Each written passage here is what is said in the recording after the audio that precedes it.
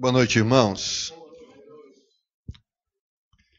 Pelo boa noite eu percebo que vocês estão bem animados, assim, né, Leila? Você percebe esse ânimo, né?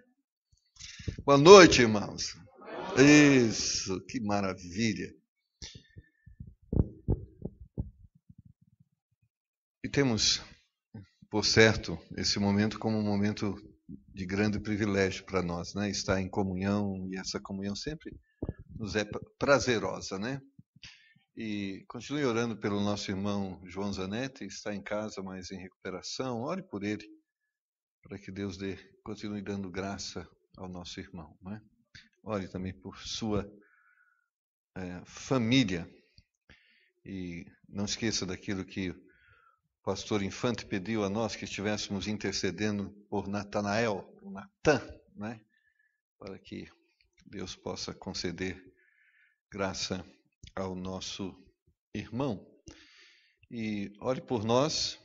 No próximo fim de semana, a gente tem um exame para a consagração de um novo pastor lá em Joinville, Santa Catarina. Ore pelo Fernandinho, né? E é um jovem que escolheu entregar sua vida ao Senhor e no próximo fim de semana vai estar sendo examinado quanto ao fato de estar ou não preparado para o ministério que Deus o tem chamado, né? A gente sempre diz assim, o exame não é para saber se a pessoa tem um chamado, é para saber se ele está preparado para exercer o chamado, né? Então ore pelo Fernando. O Fernando é filho da irmã Linda, sabe? A Linda, que ajuda com as crianças. Então ore pelo Fernando lá, para que Deus dê graça ao nosso irmão. Hoje pela manhã, eu disse aos irmãos, e de alguma forma, sim, é uma continuidade, nós lemos no texto de Marcos, capítulo 10, aquele episódio que envolve o jovem rico.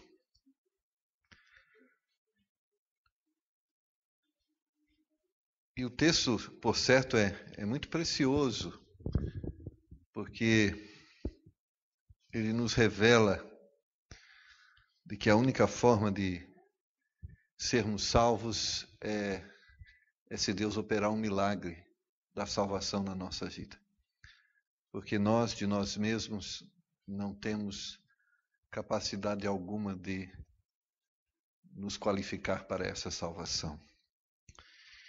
E a forma que escolhemos seguir a Cristo, e se não se identifica com o caminho que ele anda, não seguimos a Cristo. E por que a gente falou isso? Existem muitas pessoas que dizem assim, eu sigo a Cristo do meu jeito. Então é uma contradição, né?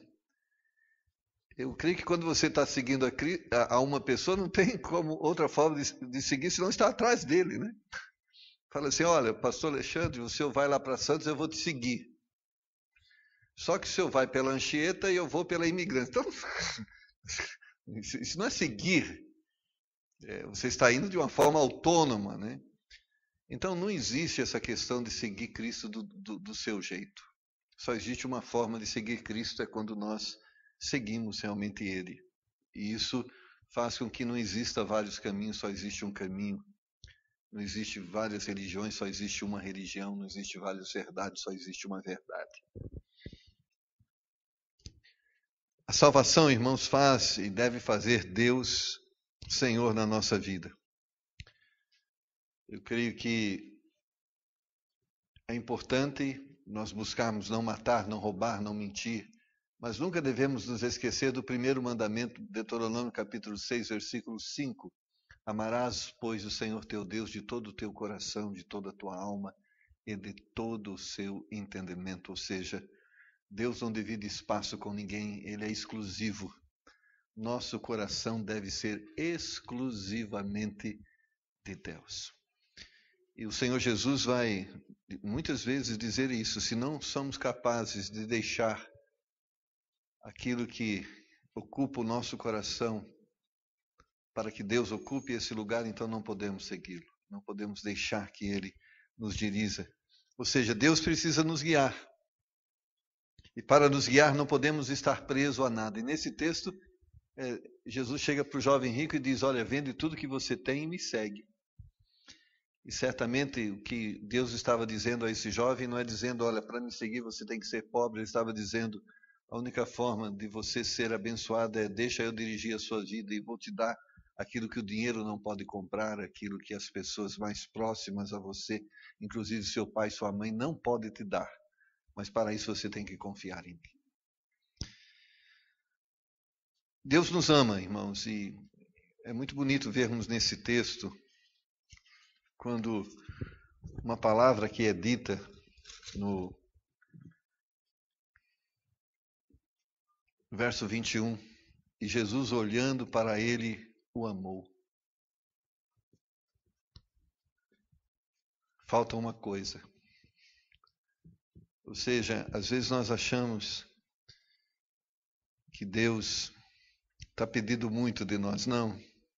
Ele está pedindo o necessário. Porque é a forma e a única forma de nos abençoar. Deus não tira nada de nós. E é interessante nós vermos isso na palavra de Deus. Quando a viúva de Serepta, Deus pediu através de Elias que ela fizesse um bolo para ele, e ela disse que tinha só um pouco, ia comer junto com seu filho e morrer. Aquela mulher,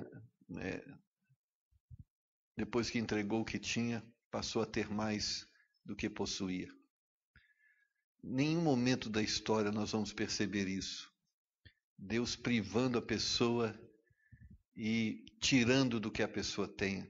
Todo momento da história bíblica você vai perceber Deus pedindo que a pessoa dê e Deus multiplicando aquilo e devolvendo a pessoa de uma forma exponencialmente maior. Então, nosso Deus não nos priva, nosso Deus não nos abençoa. E por isso, nessa noite, eu gostaria de dar continuidade nesse pensamento e nessa verdade bíblica. Abre sua Bíblia em Josué capítulo 1, versículos 7 e 8. Nós vamos fazer a leitura desses dois versículos da palavra de Deus, um versículo muito conhecido, são versículos muito conhecidos, mas eu creio que Deus pode falar-nos através dele. Se você achou, fique de pé e vamos acompanhar a leitura destes dois versículos da palavra de Deus. Josué, capítulo 1, versículos de número 7 a 8.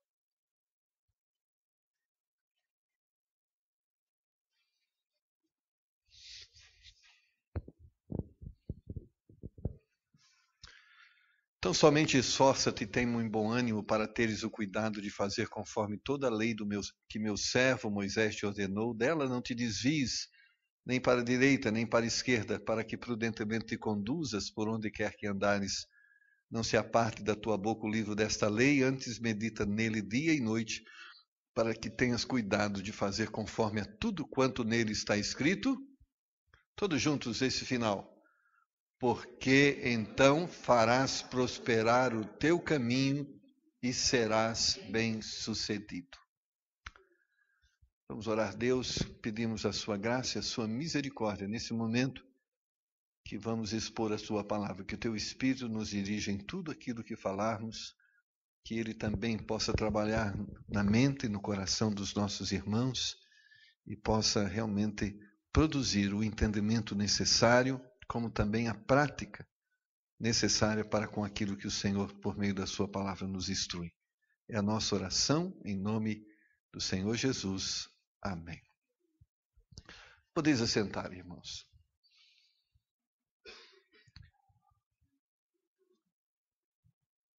O jovem rico se aproxima de Jesus Cristo e diz: o que eu preciso fazer para herdar a vida eterna, para ter a vida eterna?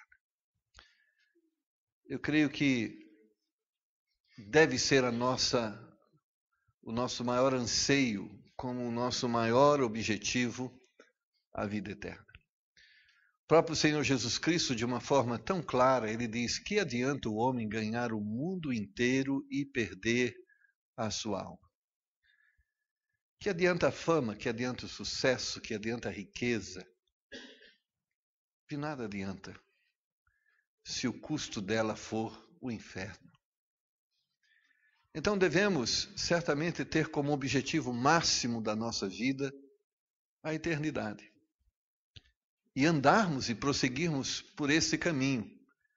Porque nada deste mundo pode ser comparado ou ser trocado, substituído pela eternidade. Por isso, quando nós pensamos no cristianismo, nunca devemos nos esquecer que de um lado está a graça de Deus, esse favor imerecido, a salvação, o milagre. Mas do outro lado, precisa existir em nós um desejo, um compromisso de corresponder com aquilo que Deus espera de nós. Por quê? Porque a salvação é um caminho de duas vias. De um lado eu tenho um Deus gracioso que estende as suas mãos para mim. Mas do outro lado existe um Deus que espera que eu estenda a sua mão para Ele.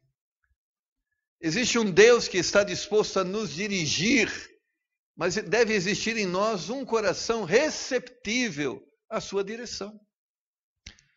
Eu creio que nós vivemos um momento em que existe muito essa visão do cristianismo de mão única, onde a relação do homem com Deus é essa relação onde Deus tem um compromisso de fazer tudo e o homem não assume o compromisso de fazer nada. Ele vive a sua vida da forma que ele quer viver e Deus tem que fazer o que ele tem que fazer, independente das escolhas que ele faz. Ou seja, nós temos vivido um tempo que a graça tem sido deturpada. Onde graça não é mais vista como oportunidade para arrependimento, mas como meio de vida. Existe, irmãos, um compromisso que nós devemos assumir com Deus. Eu sei que é Deus que vai nos dar o poder, é Deus que vai operar por meio da sua graça, de tal forma que possamos corresponder com isso, mas deve existir no meu coração alguns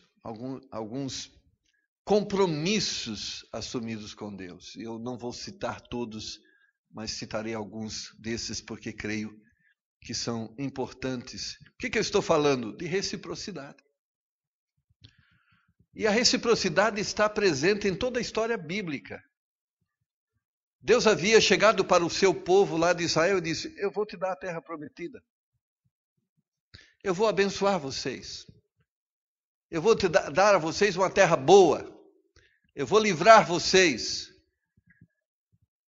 Mas apesar de Deus ter feito essa promessa, ele esperava que houvesse por parte do homem a reciprocidade. É o que nós lemos lá em Josué, capítulo 1, versículos 7 e 8. Isso está presente desde lá da saída do povo do Egito. Ou seja, eu vou operar, mas há uma parte que deve existir no seu coração.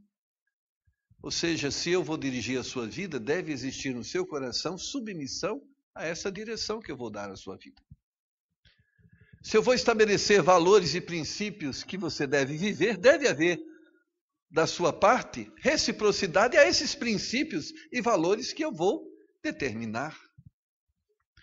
Nós podemos claramente perceber no final, quando nós lemos juntos, porque então, e essa palavra então, ela é determinante. Porque o que ela quer dizer? Que a bênção é consequência da correspondência sua. Nós não estamos falando aqui de salvação, amém? Mas mesmo para a salvação, ninguém que busca a salvação não entende que deve renunciar ao pecado e se submeter a Deus. Não pode haver uma concepção de salvação onde a obediência a Deus não é considerada. Ou seja, Adão e Eva foram expulsos do paraíso. A graça de Cristo, por meio da sua cruz, oferece a oportunidade do homem se arrepender. Mas quando o homem abraça a fé salvadora, ele está também abraçando a fé no sentido de que Adão fez a escolha errada, eu quero fazer uma escolha diferente de Adão, eu quero permanecer no caminho que o Senhor estabeleceu para o homem, Mesmo que Adão escolheu esse caminho, eu quero voltar ao caminho anterior.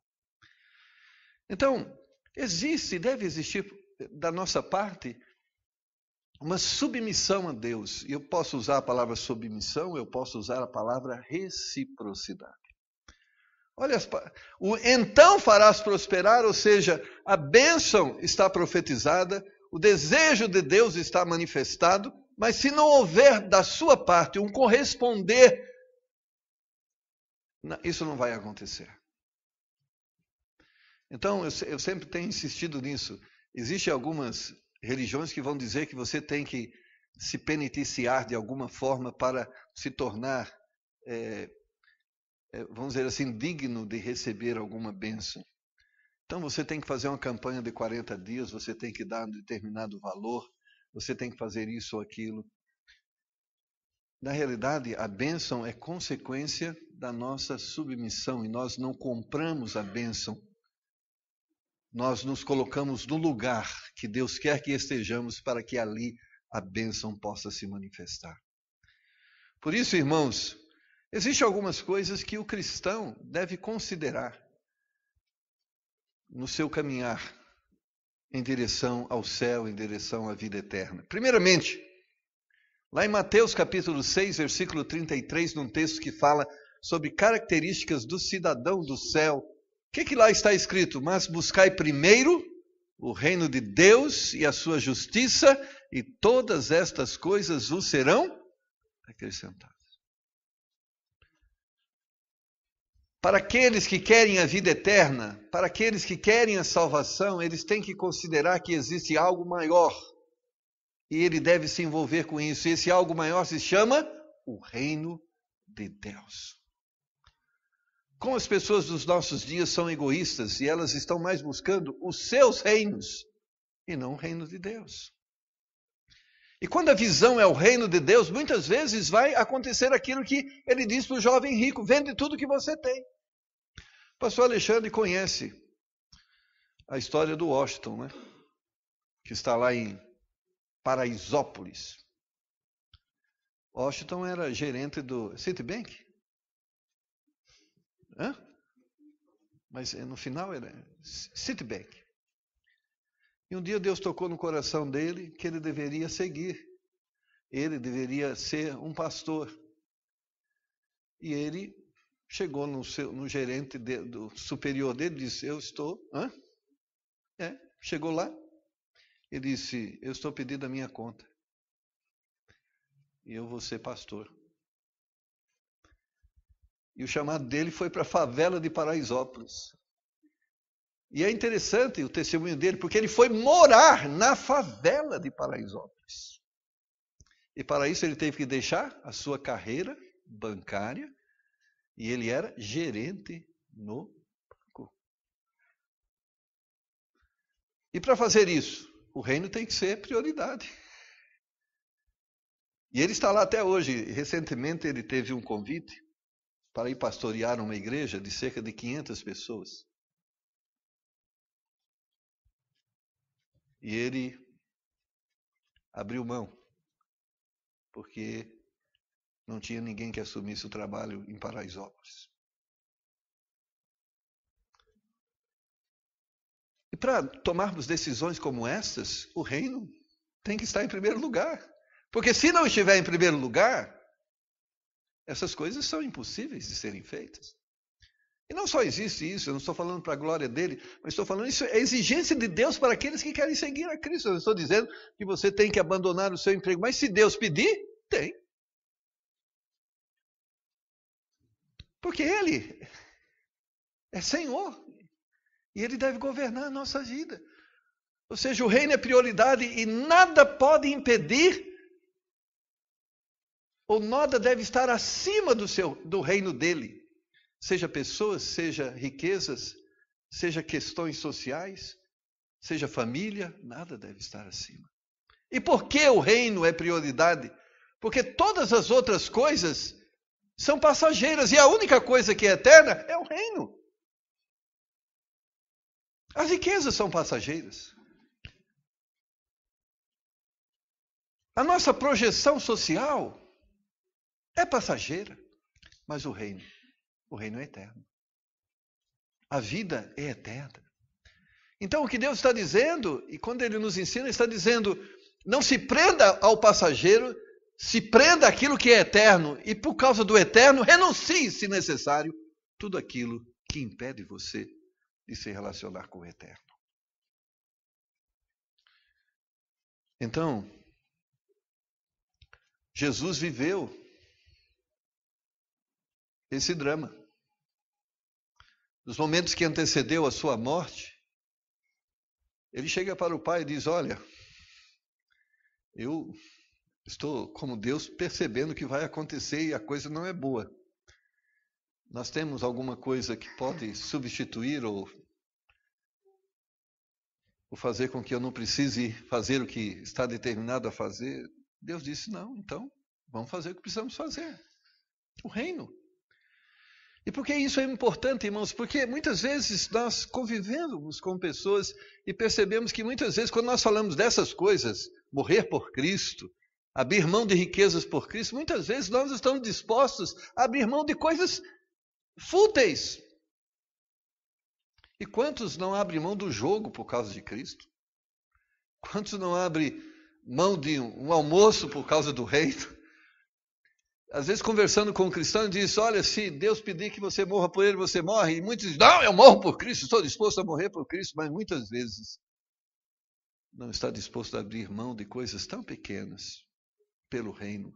Abrirá das coisas maiores? Não haverá.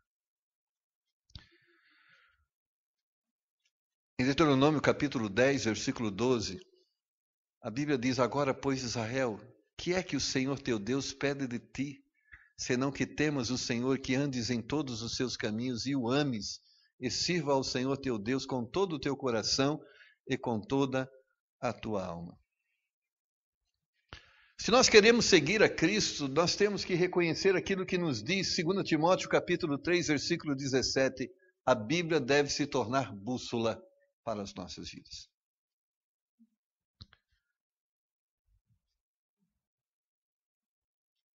Estava uma vez conversando com uma pessoa, ela disse assim para mim, pastor, olhe comigo, eu estou orando para ver se Deus aprova. Eu estou querendo deixar meu marido. Eu falei, não precisa orar, já tem a resposta. Já tem a resposta. Qual é a resposta? Não. Ou seja, eu creio que há coisas que nós não conseguimos perceber. Por exemplo, se você começa um relacionamento de namoro, você não conhece o coração daquela pessoa, você não sabe se ela é aquela pessoa que aparentemente é. E quando você chega nesse momento que os olhos não podem perceber, que o conviver não pode te levar a entender, então nesse momento nós precisamos que Deus revele, que Deus mostre. Mas no sentido da vida, irmãos, a forma que devemos viver, a forma que devemos nos relacionar com pessoas, com coisas, a Bíblia, de uma forma muito objetiva, diz, não tem nova revelação, como nós devemos criar os nossos filhos no século 21, da mesma forma que os filhos eram criados no século 1. Então mudou.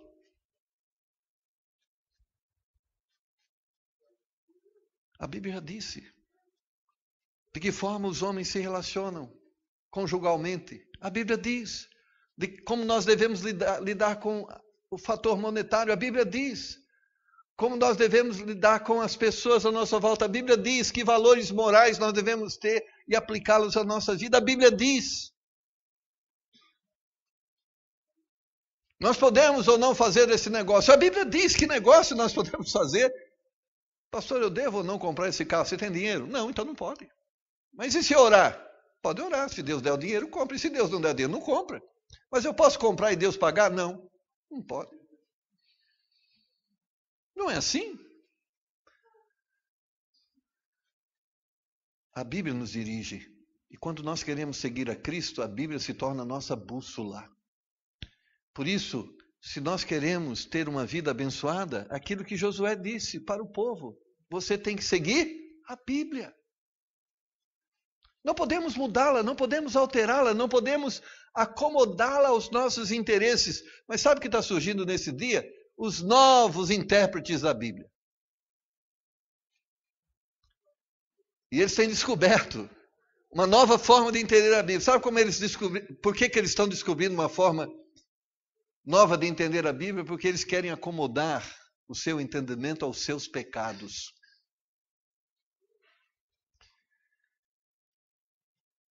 Segundo Coríntios capítulo 6, versículo 17, a Bíblia diz que aqueles que querem seguir a Cristo têm que entender. Por isso, sai do meio deles e apartai-vos, diz o Senhor, e não toqueis nada imundo, e eu vos receberei. Desde lá da formação do povo judeu, Deus disse para aquele povo, não se misture com outros povos. Isso é discriminação? Não. A questão aqui envolve santidade. Você quer se relacionar com Deus, você tem que ser santo. E para ser santo, não pode se contaminar com aquilo que é impuro.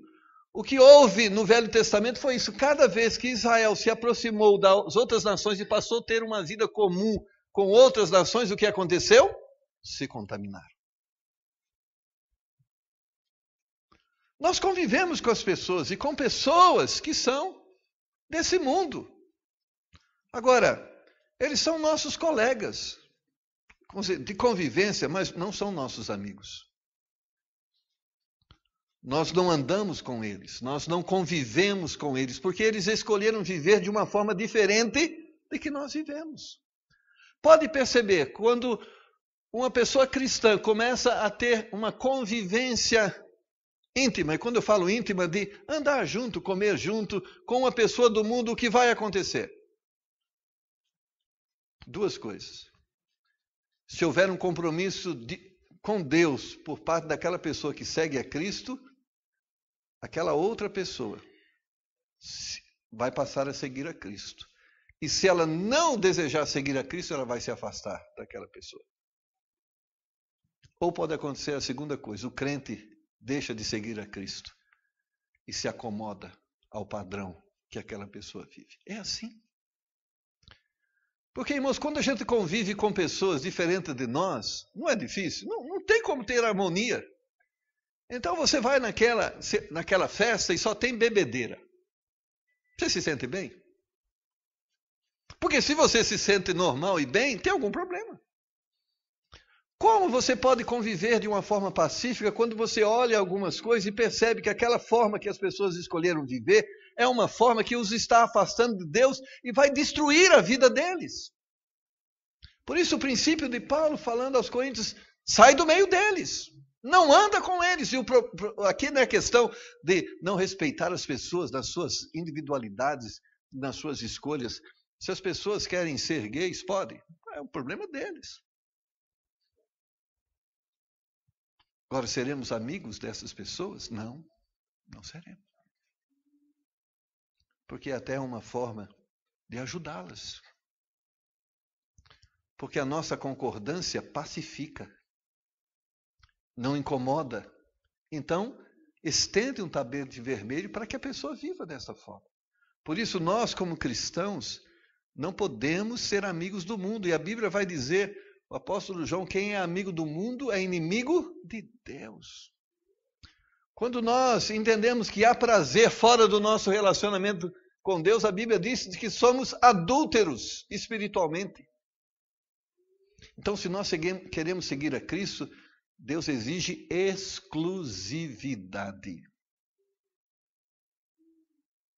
Ou somos amigos de Deus, ou somos amigos do mundo. É o que Josué disse.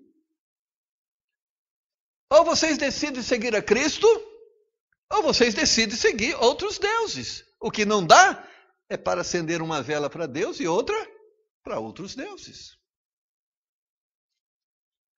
Então, na condição de cristãos, irmãos, nós devemos praticar o princípio da separação. Não temos comunhão com aqueles que escolheram viver uma vida de pecado.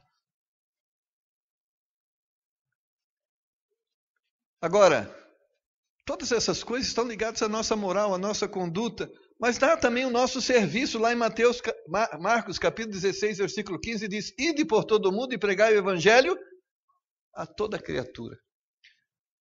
Na primeira parte, Deus está dizendo, você precisa ser a pessoa que Deus quer que você seja. Mas existe uma segunda parte, você precisa fazer o que Deus quer que você faça. Pregar o evangelho é um dever dos pastores, certo, irmão Fábio? Mas só dos pastores? De todo crente.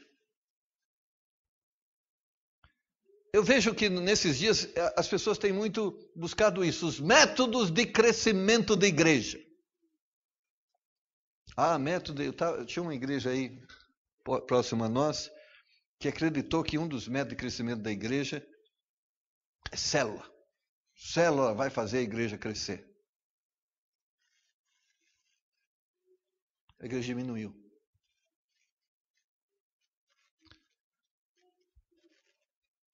Porque não é um método.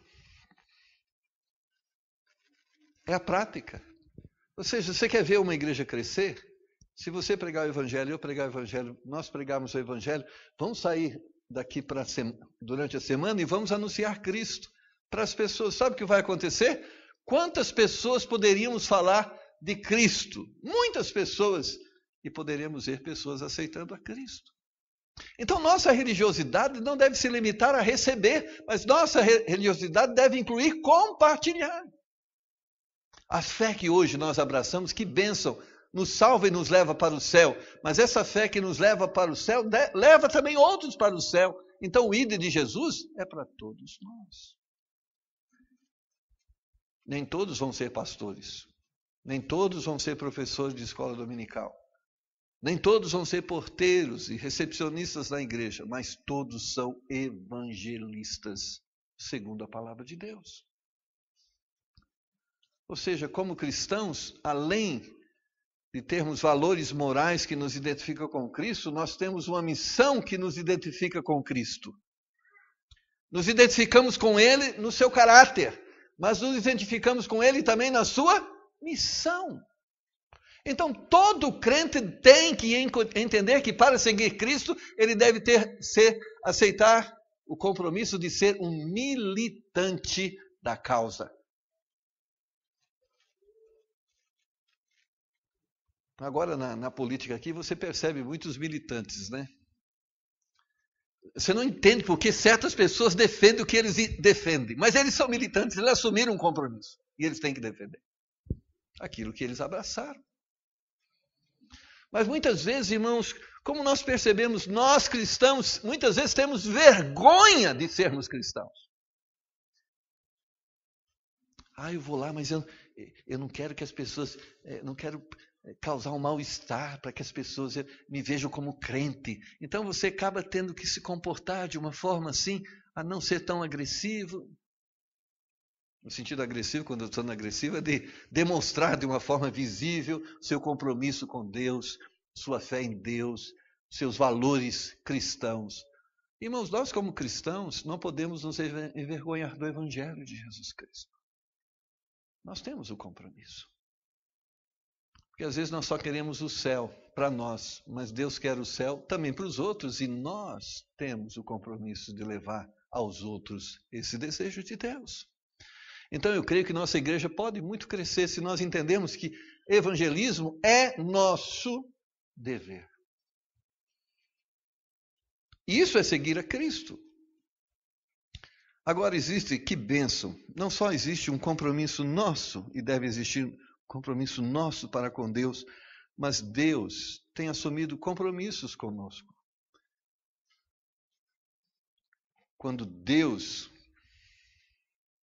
chama Josué e dá a eles essa missão de levar esse recado, ele diz: se o povo corresponder com aquilo que eu estou pedindo deles, eu vou prosperar o caminho deles. Vai dar certo. Eles vão conquistar a terra prometida na sua forma plena. Eles vão ter uma vida abundante. Aqui é o que Deus estava dizendo.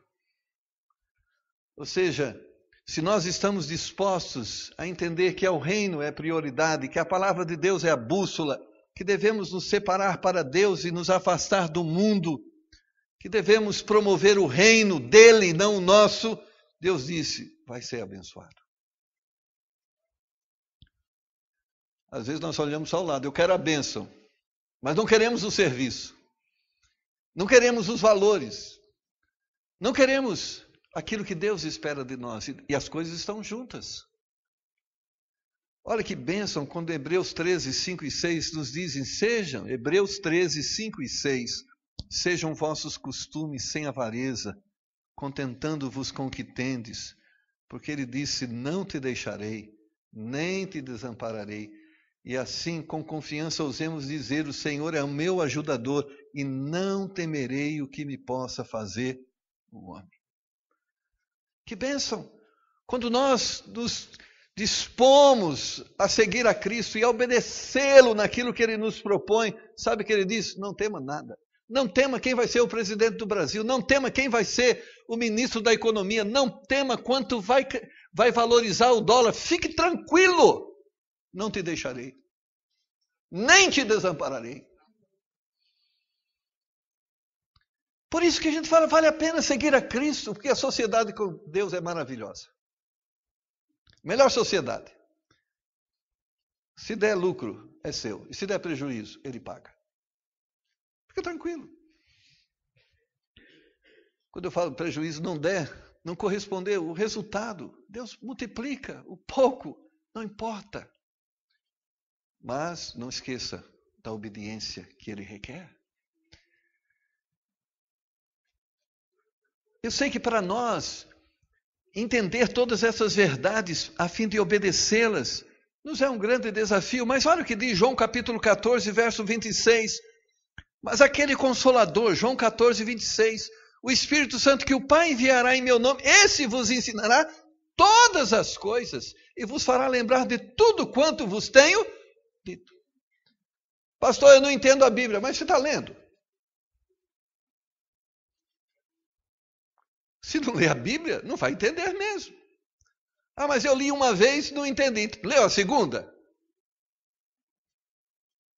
É interessante, né? Eu fiz a faculdade, alguns de vocês fizeram, nem todos fizeram. Mas quando você estava lá, você tinha a opção de não saber? Você tinha que saber. E aquilo que você não sabia, você ia atrás, não é assim? Perguntava para um, perguntava para o outro, perguntava para o professor, estudava, varava a noite. Porque tinha que saber, para alcançar o objetivo. A Bíblia diz que o Espírito Santo nos guia, abre nossa mente, ilumina os nossos olhos, a fim de que possamos compreender. Mas para compreendermos, temos que meditar na palavra de Deus, estudar a palavra de Deus. Irmãos, para nossa vergonha, muitos seguidores de seitas sabem defender as mentiras deles melhor do que nós sabemos defender a verdade que nós dizemos ter. É uma vergonha, não é? Algumas seitas, e quando eu falo seita é que seguidores de falsas doutrinas, de doutrinas não bíblicas, eles defendem com tamanha competência as mentiras deles, que muitos que conhecem a verdade se limitam, eu não sei te dizer, mas é assim que eu creio. A Bíblia diz que o homem de Deus tem que manusear bem a palavra de Deus. Essa é a ferramenta nossa. Essa é o guia para as nossas vidas. E nós não conhecemos o guia que orienta as nossas vidas. Você já pensou um marinheiro que se aventura no mar e não sabe usar uma bússola? Ele está lidando com o quê? A partir do quê? Com a sorte. Nós brincamos muito, irmãos, com a vida. E aí nós fazemos, desculpa eu falar, as nossas burradas e viemos para culto de oração para Deus consertar. Poderia ser diferente, não podia? Não, deixa eu ver de que forma Deus orienta, de que forma eu devo administrar a minha vida, de que forma eu devo administrar o meu relacionamento, o que eu tenho que ser como pai, o que eu tenho que ser como esposa, o que eu tenho que ser como filho. Deixa Deus orientar. Mas muitas vezes não sabemos. Para vergonha nossa, Muitos de nós não sabem apresentar o plano simples de salvação a um pecador. Não sabe, deixa eu abrir a Bíblia para dizer para você o que Deus fala sobre você, sobre a necessidade que você tem, não sabe. Não conhece. Aí fica muito e diz, pastor, tem uma pessoa que está com um problema, eu pedi para ligar para o senhor ajudar. Nós podemos ajudar, não estamos, mas não poderia ser você? Porque a verdade está limitada a nós? Não, está também com você. Quando o eunuco estava lendo o texto bíblico, quem foi que explicou a ele a palavra? Felipe, não foi? Quem era Felipe? Apóstolo? Não, um diácono da igreja que foi escolhido para servir as viúvas. Mas ele pôde apresentar o plano de salvação. Existirá pessoas que vão passar pela sua vida e não vão passar pela minha vida. Existem pessoas que estão no seu nível de convivência social que não estão no meu nível de convivência social. Existem algumas pessoas, se esperar que elas venham à igreja para ouvir a palavra de Deus, elas nunca vão ouvir a palavra de Deus. E essas pessoas, quem vai falar a elas? Você. Mas para que você saiba falar a elas, você precisa conhecer a palavra de Deus. Sabe uma das coisas que é mais desprezada nos nossos dias? Se chama EBD. Você já viu essa palavra em algum momento? O que é EBD? Escola Bíblica Dominical. Outrora, os batistas eram conhecidos, sabe? O povo da Bíblia. Mas não é mais. Por exemplo, nós temos classe de adulto aqui de domingo que está ensinando sobre o livro de Apocalipse, desde o primeiro capítulo e vai até o capítulo 22. Pastor, não entendo nada de Apocalipse. Então, EBD está aqui para ensinar. Mas se não vir... Uma das coisas que as pessoas estão muito interessadas, até o ímpio, o mundo vai acabar? Vai. Por que vai acabar? Não sei, Deus falou que vai acabar. Isso é problema dele, não sei de nada. Não, como não sabe? A Bíblia diz por que vai acabar.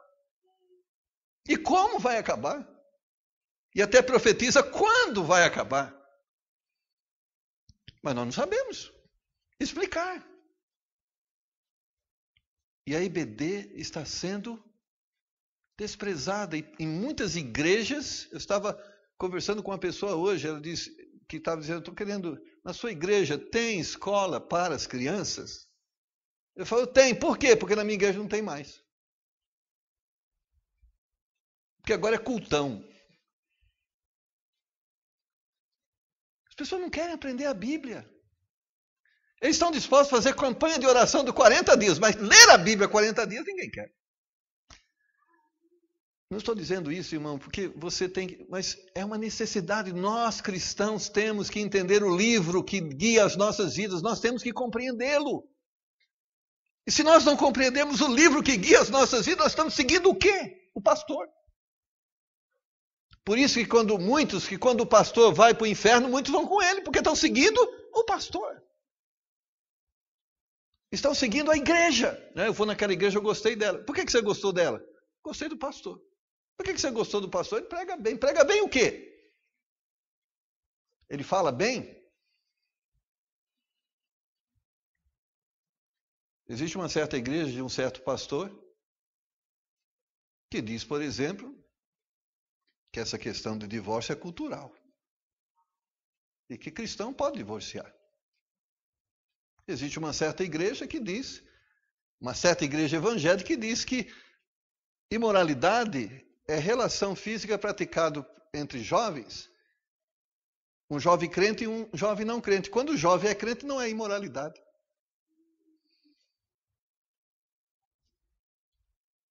E muitos estão lá. Estava falando na classe certa vez, tem crescido no Brasil a igreja dos naturistas, dos pelados. Ele diz que maldade é aquele que está no seu coração. E quando Deus entra na nossa vida, a maldade sai, então a gente pode andar pelado. E vai para a igreja pelado. Você já entendeu um negócio desse? Mas por que as pessoas seguem essas loucuras? Porque não estudam a palavra. Aí pega uma pessoa que fala bonitinho, que faz as pessoas chorarem, que faz as pessoas darem risada, e elas seguem essas pessoas. Jesus diz: errais por não conhecer a Escritura, porque são elas que de mim testificam.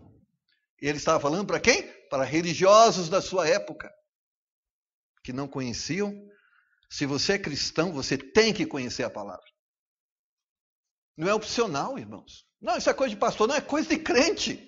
Pastor tem o ofício de ensinar, porque você precisa aprender. E existe esse ministério porque há necessidade de se aprender.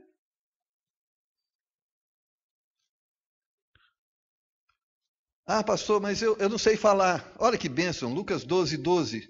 Porque na mesma hora vos ensinará o Espírito Santo o que vos convém falar. Nós, como cristãos, devemos armazenar a palavra de Deus no nosso coração. Mas quem tira ela do coração e põe na boca é o Espírito Santo. Mas se não tiver no coração... Irmãos, eu vou citar aqui um versículo que eu nunca li, mas está na Bíblia. Eu não sei, eu acho que está, porque o Espírito Santo está me falando que está. Não existe isso. Quer ser bem-sucedido? Está lá, medita na lei do Senhor dia e noite. Você quer ser um crente abençoado? Medita. Não perde um capítulo da novela, mas não lê a Bíblia nem um dia. Jornal Nacional, não perde. Tem outros jornais, esse devia perder, mas também não perde. Nós temos que entender isso. Atos capítulo 1 diz: recebereis a virtude, o poder do Espírito Santo. Deus nos deu poder, irmãos, para fazermos o que Ele quer que façamos. Deus controla tudo. Em 1 Coríntios 10, 13, ele diz que controla a tentação, ou seja, Ele não permite que Satanás nos tente além do que podemos suportar. Ou seja, Deus criou um ambiente para que a gente seja bem-sucedido, mas muitas vezes não somos, porque a parte que nos cabe, não fazemos. Deus disse que quer nos guiar, mas não lemos a Bíblia. Como Ele pode nos guiar? Deus diz que pode nos consolar, não lemos a Bíblia. Como Ele pode nos consolar? Deus diz que pode nos ensinar, mas não nos permitimos sermos ensinados. Então, como podemos aprender? Hoje, antigamente, quando eu me formei em faculdade, ter um curso de faculdade era o ápice, né? Hoje tem que ter pós-graduação, MBA, e as pessoas gastam praticamente 30 anos da vida se formando. E gastam tempo, porque querem alcançar os patamares superiores. Mas quando nós pensamos no espiritual, acomodam-se. Há pessoas, irmãos, que têm 30 anos de igreja e não sabem nada da Bíblia. 30 anos! Se envolveram com a religião, mas não se envolveram com Deus. Quero concluir dizendo, eu sei que é um grande desafio para nós, mas Deus quer nos manter nessa linha. Ou seja, há uma parte que nos cabe. Separarmos do mundo. Prioridade o reino. Sermos guiados pela palavra de Deus. Há uma parte que cabe a Ele. Não vai nos deixar. Nos dê o seu Espírito. Não vai nos abandonar. Vai nos suprir em tudo. E como nós podemos nos conservar isso? Então ele diz assim, ore. Ou seja, converse com Deus e deixa Deus falar com você. E Ele vai te guiar. Observe a vida de Jesus, como Jesus orava. Sabe quanto Jesus orava? Todo dia. Eu olho para isso, irmãos, eu me envergonho. Sabe aquele dia que eu chego e falo assim, Deus, eu estou atrasado, não dá. E Jesus, em 3 anos, fez mais do que eu tenho feito nos meus 53 anos de vida. Não tinha celular. não tinha computador, não tinha metrô, não tinha avião. Mas existia um segredo, ele era dirigido pelo Pai. E ele nos ensinou a oração, seja feita a sua vontade, assim na terra como no céu. Ele buscava todo dia a direção de Deus. O que o Senhor quer que nós façamos hoje? Ele nunca chegou no lugar onde ele não foi importante. Nunca chegou atrasado. Nunca chegou adiantado. Ele estava sempre no lugar onde ele precisava estar. E foi assim também a história dos apóstolos, como Deus os usou. Mas eram homens dirigidos por Deus, que a Bíblia era a bússola. Há uma reciprocidade que Deus espera de nós. E há uma reciprocidade que nós podemos esperar de Deus. Mas nós estamos dispostos a viver dessa forma? Porque se estivermos dispostos, então seremos bem-sucedidos. Garantia. Aqui está a garantia. Sabe aquilo? Está determinado? Está determinado para a sua vida. Ser bem-aventurado. Mas ao contrário disso, o que está determinado são maldições. Somos cristãos, mas muitas vezes vivemos as maldições dos nossos pecados, porque não estamos dispostos a seguir Cristo. Vamos orar. Pai, obrigado por nessa noite podermos ouvir a sua palavra. Clamamos por tua misericórdia. Naquilo que ela falou comigo, Senhor, me ajude a me arrepender dos meus pecados e andar em conformidade com ela, com a sua palavra. Naquilo que ela tem falado aos meus irmãos, da mesma forma, que haja humildade e haja uma disposição hoje de se envolver mais com o Senhor naquilo que o Senhor tem nos mostrado. Nos ajude, Senhor, a entendermos que o teu reino é mais importante do que o nosso reino e que a tua vontade deve se sobrepor à nossa vontade. Eu sei que é custoso, muitas vezes envolve sacrifício, mas sacrifícios necessários que nos levam ao céu. Eu sei que muitas vezes o nosso corpo pede cama para dormir, mas o teu espírito pede esteja acordado para ler a minha palavra. São escolhas que nós fazemos. Nós escolhemos, Senhor, como vivermos, mas não escolhemos as consequências que advêm das nossas escolhas. Por isso há muitas pessoas que estão sofrendo, não porque o Senhor deixou de ser Deus, não porque o Senhor deixou de abençoar, não porque o Senhor esqueceu-se de nós, mas é porque nós deixamos de estar aonde o Senhor disse que deveríamos estar. Nós deixamos de orar, nós deixamos de ler a tua palavra, nós deixamos de sermos sensíveis à voz do teu Santo Espírito e por isso nos tornamos vítimas de nossas escolhas. Nos ajude nesse dia, nessa noite, a reconhecermos que o Senhor é Senhor da nossa vida. Não servimos o Senhor do nosso jeito, porque só existe uma forma de servirmos o Senhor do seu jeito. Não existe a minha religião, é a religião do Senhor. Não existe a minha verdade, é a verdade do Senhor. Nos dá humildade nesta noite, para nos submetermos ao Senhor e aceitarmos o senhorio do Senhor na nossa vida. Em nome de Jesus. Amém. Haverá reciprocidade no seu coração para com aquilo que Deus espera de você? Amém? Porque da parte de Deus já está garantido.